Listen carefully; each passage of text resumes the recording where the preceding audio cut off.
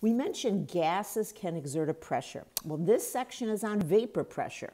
And this is the pressure that a liquid exerts when it's in equilibrium with its gas state. Now, in the beginning, people didn't think that liquids could transform into gases. And this picture really is not true. The picture that is true is sitting here on the right. Here we have the liquid in the bottom of the container. Here we have the gases that are above the liquid, and we know there are gases there because there is a difference in pressure from measuring in this manometer. A way you can maybe see it is if you have a container that has liquid at the bottom, I would walk around and you would be able to smell the vapors of that liquid. But if we were to put a cover on that liquid, we would trap all of these gas molecules above, and essentially they would recondense in order to form a liquid.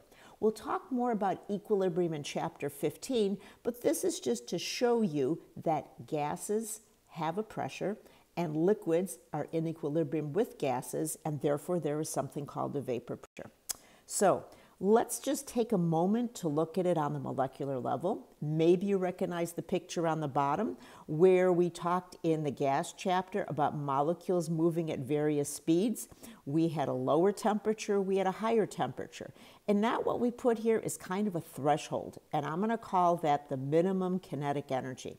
In order for a liquid to enter the vapor phase, those gases need a minimum kinetic energy.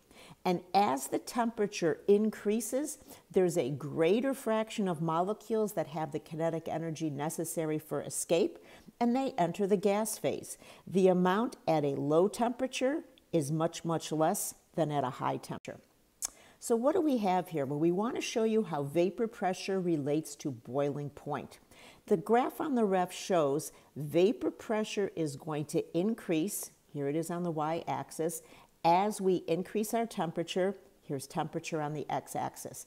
And it will increase until the vapor pressure equals the atmospheric pressure, 760 millimeters of mercury. There is a different curve for every liquid.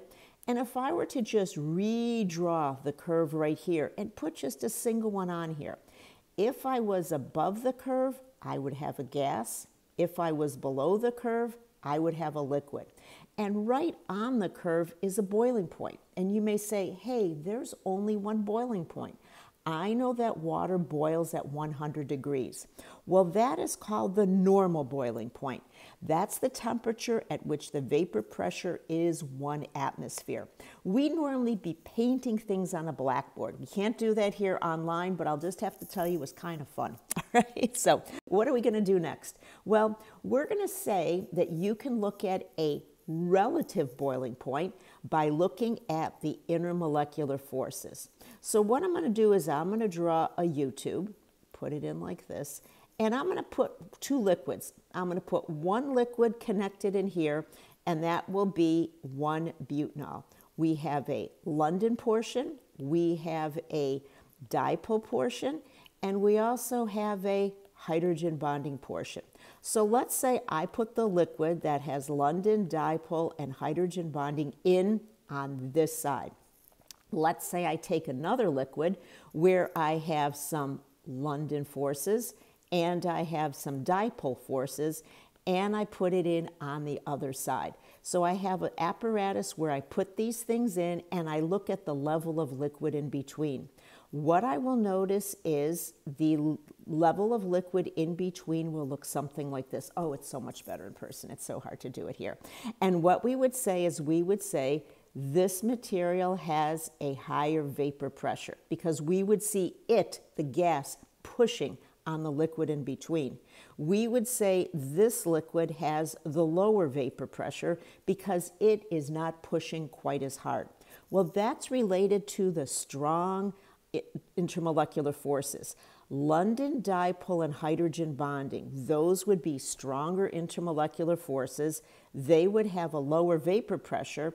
And if we look back at the graph, we would see it has the higher boiling point. Let's look at the other material, the one that only had London and dipole. That one would have the weaker intermolecular forces. It would have the higher vapor pressure, and it would end up having the lower boiling point.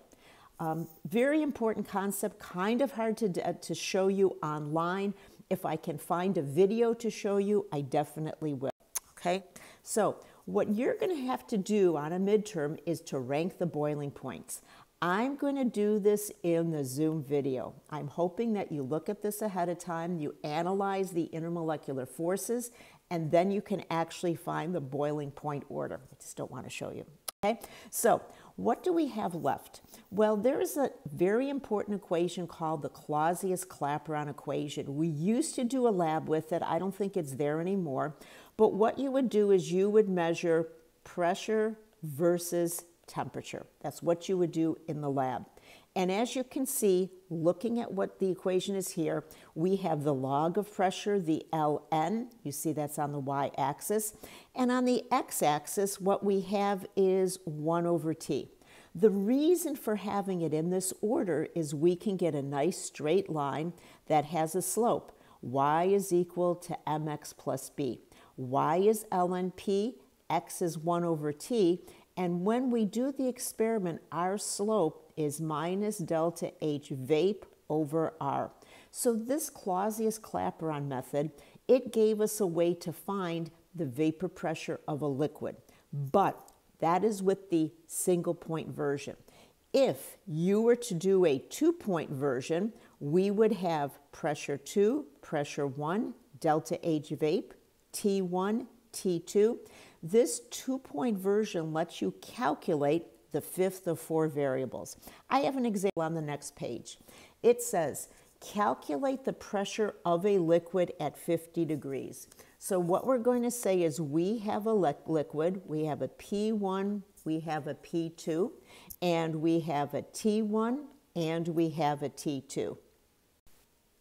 The problem says we have a normal boiling point of 78 degrees centigrade, and we know that normal is 760 millimeters of mercury.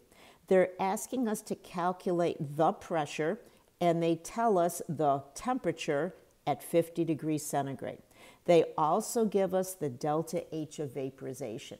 Well, we would substitute this in to the 2-point Claudius-Clapeyron equation. It's on the slide preceding, and I'm just going to write everything down and then talk my way through it, all right? Joules per mole. We have on the bottom 8.314 joules per mole Kelvin. We have here 1 over 352 Kelvin minus 1 over 323 Kelvin. What did I do here? Well, I was given the value of R, where we're talking about energy, and it comes in terms of joules. I needed to take my kilojoule measurement and turn it into joules, so they agree. I also had to turn both of my temperatures into Kelvin. And I'll go through this at a much slower pace in Zoom lecture, but I'm limited by what happens over here. So I would have ln P2 minus ln 760, and I would evaluate those different sections. And when I crunched all my numbers on this side, I would come up with a negative 1.18. The ln of 760 is a 6.633. I would have an ln P2 is 5.4533, and a P2 is equal to 233 millimeters of mercury. So this is really a math problem, but it is very useful to find, let's say, a temperature.